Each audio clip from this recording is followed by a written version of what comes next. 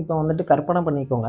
பொதுமக்கள் கூட்டமா இருக்கிற ஒரு இடத்துல வந்து நீங்க இருக்கிற மாரி கற்பனை பண்ணிக்கோங்க. என்னென்ன இடம் அப்படின்னு பார்க்குறீங்கன்னா, இப்போ வந்துட்டு ஒரு கல்யாண மண்டபம், இல்ல பஸ் ஸ்டாண்டு, ரயில்வே ஸ்டேஷன் இந்த மாரி கூட்டமான இடத்துல வந்து நீங்க இருக்கீங்க.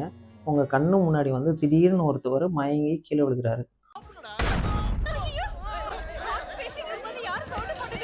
அவருக்கு பேச்சு மூச்சு வந்துட்டு எதுவுமே இல்ல. பெரும்பாலான மக்கள் என்ன பண்ணுவாங்க அப்படின்னு பார்த்தீங்கன்னா, தண்ணிய வந்து மூஞ்சில தெளிச்சு விடுவாங்க. அவங்க எந்திரிக்கிறாங்களா இல்லையா அப்படின்னு பார்ப்பாங்க. இல்ல கன்னத்துல அடிப்பாங்க. எந்திரிக்கிறாங்களா இல்லையான்னு பார்ப்பாங்க. அவங்க எந்திரிக்கவும் மாட்டாங்க. ஒரு சில பேர் வந்து வீடியோ எடுப்பாங்க, ஃபோட்டோ எடுப்பாங்க. அதனால எந்த யூஸும் கிடையாது. ஒரு சில பேர் கண்டுக்கிடாம போயிருவாங்க. இப்படி பெரும்பாலான மக்கள் பண்ற இந்த மாரி செயல்னால அவங்களோட உயிர காப்பாத்த முடியும்னு நினைச்சீங்கன்னா, அத வந்து காப்பாத்த முடியாது. ஒருவேளை நீங்க அவங்களோட உயிர காப்பாத்தணும் அப்படின்னு நினைச்சீங்க அப்படின்னா, பேசிக் லைஃப் சப்போர்ட் பிஎல்எஸ்ன்னு சொல்லுவாங்க. அத பத்தி நீங்க முழுமையா தெரிஞ்சா மட்டும் தான் ஆம்புலன்ஸ் வர்றதுக்கு முன்னாடி அவங்களோட உயிர வந்து காப்பாத்த முடியும்.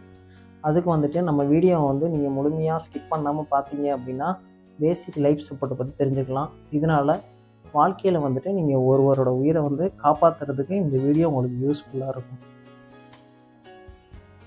இப்போ வந்துட்டு மயக்கம் போட்டு கீழ விழுந்திருக்காங்க. அதுக்கான காரணம் என்ன அப்படிங்கிறத டீட்டெயிலா நம்ம பார்க்கலாம். இப்போ பொதுவா வந்துட்டு ஒருத்தர் மயக்கம் போட்டு விழுந்துட்டாங்க அப்படின்னா, பெரும்பாலான மக்கள் என்ன நினைப்பாங்க?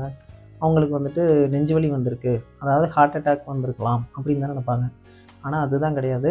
அத விட நிறைய காரணங்கள் இருக்கு. என்னென்ன அப்படின்னு பார்த்தீங்கன்னா, இப்போ ப்ரெஷர் கம்மியா இருக்கலாம். சுகர் கம்மியா இருக்கலாம். ஒரு சில பேத்துக்கு வந்துட்டு இதயத்தில வேற ஏதாவது ஒரு பிரச்சனை இருக்கலாம். அல்லது மூளையில பிரச்சனை இருக்கலாம். அவங்களுக்கு ஆக்சிடென்ட் ஆகிருக்கலாம். கரண்ட் ஷாக் அடிச்சு கூட மயக்கத்தில் விழுந்திருப்பாங்க. அல்லது சைக்காட்ரிக் ப்ராப்ளம் கூட வந்திருக்கலாம். ஒரு சில பேர் எந்த பிரச்சனையும் இல்லாமல் சும்மா கூட இந்த மாதிரி படுத்து கிடப்பாங்க.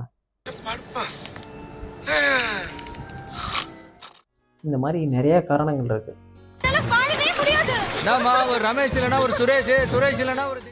ஆனால் இதை பற்றி நம்ம வந்து என்ன காரணத்தினால இது வந்திருக்கு அப்படிங்கிறத தெரிஞ்சுக்கணுங்கிற அவசியமே கிடையாது.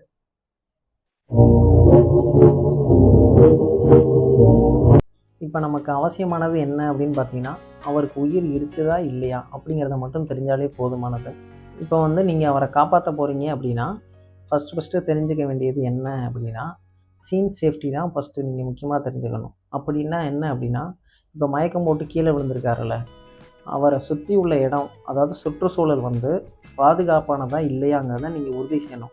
அப்படி பண்ணால் மட்டும்தான் நீங்கள் வந்து நெக்ஸ்ட்டு வந்து ஸ்டெப் வைக்கணும். அதை எப்படி வந்து நம்ம கன்ஃபார்ம் பண்ணுறது, பாதுகாப்பானதா இல்லையா அப்படின்னு பார்த்தீங்கன்னா, அந்த பக்கம் பாதாள கிணறு. இப்போ வந்து அவர் வந்து நடு ரோட்டில் எதுவும் இருக்காரா, இல்லை அவரை சுற்றி வந்துட்டு ஏதாவது தீ எதுவும் இருக்குதா, மின் கம்பம் ஏதாவது கீழே விழுந்து கிடக்குதா, இல்லை அவர் தண்ணியில் விழுந்திருக்காரா, இப்படிங்கிற மாதிரி விஷயத்தெல்லாம் நீங்கள் வச்சு பாதுகாப்பானதா இல்லையான்னு கன்ஃபார்ம் பண்ணிக்கணும். ஏன்னா நீங்கள் பாதுகாப்பாக இருந்தால் மட்டும்தான் அவரையே காப்பாற்ற முடியும். இப்போ நம்ம ரெண்டாவதாக தெரிஞ்சுக்கிறது என்ன அப்படின்னா, ரெஸ்பான்ஸ் செக் அப்படின்னா என்னென்னா, இப்போ மயக்கம் போட்டு கீழே விழுந்திருக்காருல்ல, அவர் பக்கத்தில் போயிட்டு அவர் தோள்பட்டையை வந்து தட்டி, சார் கேட்குதா, கண்ணை திறந்து பாருங்க அப்படின்னு நம்ம சத்தமாக சொல்லணும். அப்படி குட் மார்னிங் கோச், சத்தமா குட் மார்னிங் கோச் சொல்லும்போது அவங்க ஏதாவது ரெஸ்பான்ஸ் பண்ணுறாங்களா இல்லையான்னு நோட் பண்ணுங்கள். எப்படி ரெஸ்பான்ஸ் அப்படின்னா, இப்போ வந்து கை காலை அசைக்கிறாங்களா, கண்ணை திறந்து பார்க்குறாங்களா, அப்படிங்கிற மாதிரி ரெஸ்பான்ஸ் ஏதாவது பண்ணுறாங்க அப்படின்னா அவங்களுக்கு வந்துட்டு சிபிஆர் அப்படிங்கிறது தேவையில்லை. சிபிஆரை பற்றி உங்களுக்கு முழுமையாக நான் பின்னாடி சொல்கிறேன். இப்போ வந்துட்டு அவங்க கை காலை அசைக்கிறாங்க, கண்ணை திறந்து பார்க்குறாங்க, ரெஸ்பான்சிவாக இருக்காங்க அப்படின்னா சிபிஆர் தேவையில்லைங்கிறத மட்டும் நான் வச்சுக்கோங்க. நெக்ஸ்ட்டு வந்துட்டு ஒருவேளை அவர் எந்த ஒரு ரெஸ்பான்ஸும் பண்ணலை, கை காலை அசைக்கலை, கண்ணை திறக்கலை அப்படின்னா வந்துட்டு அவர் அன்ரெஸ்பான்சிவாக இருக்கார் அப்படின்னு அர்த்தம். அதை மட்டும் இப்போ தெரிஞ்சுக்கோங்க. இப்போ அன்ரெஸ்பான்சிவாக இருக்கார் அப்படின்னு கன்ஃபார்ம் ஆனதுக்கப்புறமா நெக்ஸ்ட்டு நம்ம என்ன பண்ணணும் அப்படின்னா, 3வது ஸ்டெப்பாக கால் ஹெல்ப். ஹலோ, யாரா இருக்கீங்களா? ஆம்புலன்ஸுக்கு கால் பண்ணணும். நீங்கள் மட்டும்தான் இருக்கீங்க அப்படின்னா 108 கால் பண்ணிடுங்க. இல்லை கூட்டமாக இருக்குது அப்படின்னா, உங்களை சுற்றி கூட்டமாக இருக்காங்க அப்படின்னா கூட்டத்தை பார்த்து, சார் யாராவது 108 கால் பண்ணுங்கள் அப்படின்னு மட்டும் தயவுசெய்து சொல்லாதீங்க. அந்த கூட்டத்தில் குறிப்பிட்டு ஒருத்தரை மட்டும் சொல்லுங்கள். எக்ஸாம்பிள் இப்போது, சார் ப்ளூ சட்டை சார் 108 கால் பண்ணுங்கள் அப்படின்னு சொல்லுங்கள். நான் காமெடிக்காக சொல்லலை. கூட்டத்தில் நீங்கள் பொதுவாக சொன்னீங்கன்னா அதை யாருமே பண்ண மாட்டாங்க. அதனால் தனியாக குறிப்பிட்டு ஒருத்தர் மட்டும் சொல்லுங்கள். நெக்ஸ்ட்டு நம்ம பார்க்க வேண்டியது 2 விஷயம்தான். அதை பார்த்தாலே போதும். ஒன்று அவர் மூச்சு விடுறாரா இல்லையா அப்படிங்கிறத பார்க்கணும். இன்னொன்று வந்துட்டு அவருக்கு துடிப்பு இருக்கா இல்லையா அப்படிங்கிறத பார்க்கணும். மூச்சு எப்படி விடுறாரா இல்லையான்னு பார்க்குறது அப்படின்னா, அவரோட செஸ்ட்டு வந்து மேலேயும் கீழேயும் மூவ் ஆகுதா அப்படின்னு செக் பண்ணுங்க. மூவ் ஆகுது அப்படின்னா மூச்சு இருக்குது, மூச்சு விடுறாருன்னு அர்த்தம். இல்லை அப்படின்னா அவருக்கு வந்து மூச்சு இல்லை அப்படின்னு அர்த்தம். துடிப்பு எப்படி செக் பண்ணுறது அப்படின்னா, அவரோட கையை பார்த்து எல்லோரும் நாடி துடிப்பு பார்ப்பாங்களா, அந்த மாதிரி பார்க்கக்கூடாது. கழுத்து பகுதியில் வச்சு தான் துடிப்பு இருக்கா இல்லையா அப்படிங்கிறத நம்ம பார்க்கணும். இப்போ இந்த ரெண்டை வச்சு நம்ம 3 பாசிபிலிட்டிஸ் கிடைக்கும் நமக்கு. அதாவது இப்போது மூச்சு விடுறத பார்க்கணும், ரெண்டாவது துடிப்பு இருக்கா இல்லையான்னு பார்க்கணும். இந்த ரெண்டையும் வச்சு 3 பாசிபிலிட்டிஸ் என்னென்ன கிடைக்கும் நமக்கு அப்படின்னா, நம்பர் 1 பாசிபிலிட்டிஸ் இது ரெண்டுமே நார்மலாக இருக்கலாம். அதாவது துடிப்பும் இருக்கும், அவர் மூச்சும் விடுவார். இந்த மாதிரி பாசிபிலிட்டிஸ் ஒன்று. நம்பர் 2 பாசிபிலிட்டிஸ் என்னவாக இருக்கலாம், அவர் வந்து இப்போ மூச்சு விடாமல் இருக்கலாம், துடிப்பு வந்துட்டு அவருக்கு நார்மலாக இருக்கும். இந்த மாதிரி ஒரு பாசிபிலிட்டிஸ் இருக்குது. நம்பர் 3 பார்த்திங்கன்னா, மூச்சும் விட மாட்டார், துடிப்பும் இருக்காது.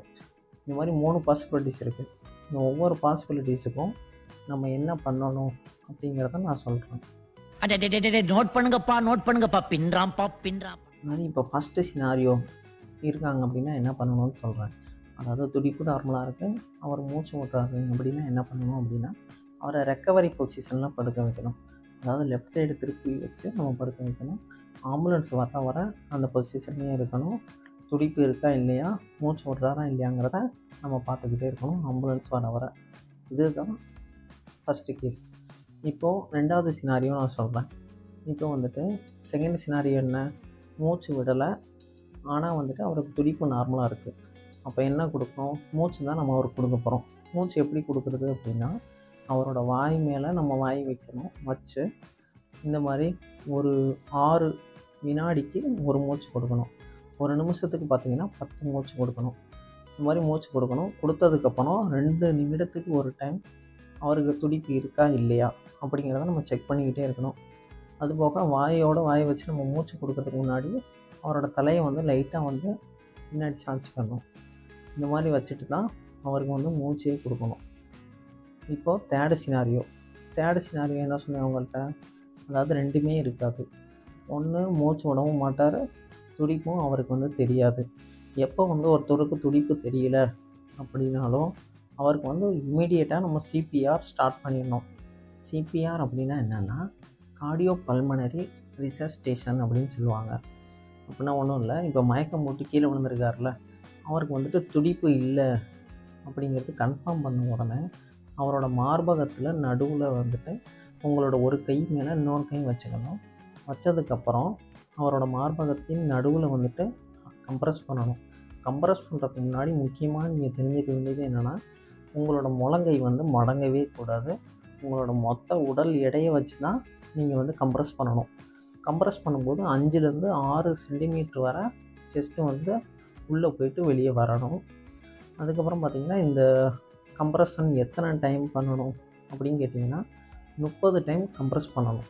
30 டைம் கம்ப்ரஸ் பண்ணதுக்கப்புறம் 2 மூச்சு வந்து வாய் வழியாக கொடுக்கணும். இப்போ நீங்கள் 2 பேர் இருந்தீங்கன்னா ஈஸியாக கொடுத்துடலாம். இல்லை ஒரு ஆள் தான் இருக்கீங்க அப்படின்னா நீங்கள் தான் 30 டைம் கம்ப்ரஸ் பண்ணிவிட்டு 2 டைம் வந்து மூச்சு கொடுக்கணும் அவருக்கு. இது எவ்வளோ நேரம் பண்ணணும் அப்படின்னு கேட்டிங்கன்னா, ஆம்புலன்ஸ் வர இந்த மாதிரி நீங்கள் ரிப்பீட்டடாக பண்ணிக்கிட்டே இருக்கணும். 30 டைம் ப்ரெஸ் பண்ணுறீங்க, கம்ப்ரஸ் பண்ணுறீங்க, 2 மூச்சு கொடுக்குறீங்க. ஆம்புலன்ஸ் வர பண்ணணும். இல்லை அவருக்கு உயிர் வர்றதுக்கான ஏதாவது அறிகுறி தென்படுது அப்படின்னா அது வரை நீங்கள் பண்ணிக்கிட்டே இருக்கணும். இது வந்துட்டு ஒரு நிமிஷத்துக்கு எத்தனை டைம் பண்ணணும் அப்படின்னு பார்க்குறீங்கன்னா, 100லேருந்து 120 டைம் பண்ணணும். செஸ்ட்டு கம்ப்ரஷன் வந்து ஒரு நிமிஷத்தில் 100லேருந்து 120 டைம் பண்ணணும். ஓகே, இப்போ செய்யக்கூடாத தவறுகள் என்னென்னு பார்க்கலாம். இப்போ ஒருத்தர் மயக்கம் போட்டு கீழே விழுந்திருக்காரு அப்படின்னா, அவர் வாயில் வந்துட்டு அப்படியே தண்ணியை ஊற்றி விடுறது, இல்லை ஏதாவது ஒரு மாத்திரையை கொடுக்குறது, இல்லை அவரை அடிக்கிறது, எழுப்ப ட்ரை பண்ணுறது, இந்த மாதிரி எதுவுமே பண்ணக்கூடாது. ஏன்னா நீங்கள் தண்ணியை ஊற்றுனீங்கன்னா அவரோட வாயிலிருந்து எதுவுமே வயிற்று பகுதிக்கு போகாது, நுரையீரலுக்கு தான் போகும். அதனால் அவரோட உயிருக்கு இன்னமும் ஆபத்து தான் வரும். அதனால் அவருக்கு எந்த ஒரு பிரயோஜனமும் கிடையாது. 1. 2வது, நீங்கள் அடிச்சிங்க அப்படின்னா அவருக்கு ஏதாவது இப்போ ஸ்பைனல் இன்ஜுரி ஆகிருக்கு, அதாவது முதுகு தண்டுவட்டத்தில் ஏதாவது அடிபட்டுருக்கு அப்படின்னா அதுவும் இன்னும் கொஞ்சம் டேஞ்சர் ஆகிடும். அதனால் நீங்கள் அடிக்கிறதோ எழுப்புறதோ இந்த மாதிரி எதுவுமே பண்ணாதீங்க. இந்த பிஎல்எஸ்ங்கிறது யார் கண்டிப்பாக தெரிஞ்சுக்கிறணும் அப்படின்னு கேட்டிங்கன்னா, அம்மா, அப்பா, டீச்சர், ஸ்கூல் டிரைவரு, ஸ்கூல் பஸ்ஸில் இப்போ டிரைவர் போவாங்க, டிரைவரு, போலீஸு, ஜிம் ட்ரெயினர், இந்த மாதிரி உள்ளவங்க கட்டாயமாக தெரிஞ்சுக்கிறணும். எதனால் அப்படின்னு கேட்டிங்கன்னா, கார்டியாக் அரெஸ்ட் அப்படிங்கிறது எப்போ, எங்கே, யாருக்கு வருமென்றே தெரியாது. அதனால் கண்டிப்பாக இது எல்லாருமே தெரிஞ்சு வச்சுக்கிறது அவசியம். நீங்கள் பார்த்த இந்த வீடியோ ஒரு தகவல் மட்டுமல்ல, ஒரு உயிரை காப்பாற்றும் திறன் கொண்டது. அதனால் முடிஞ்ச வர உங்கள் ஃப்ரெண்ட்ஸ் அண்ட் ஃபேமிலிக்கு ஷேர் பண்ணுங்கள். நீங்கள் பகிரும் இந்த வீடியோ ஒரு குடும்பத்தின் சிரிப்பை காப்பாற்றலாம். நன்றி, வணக்கம். மறக்காம சர்ப்ரைஸ் பண்ணுங்க. தேங்க்யூ.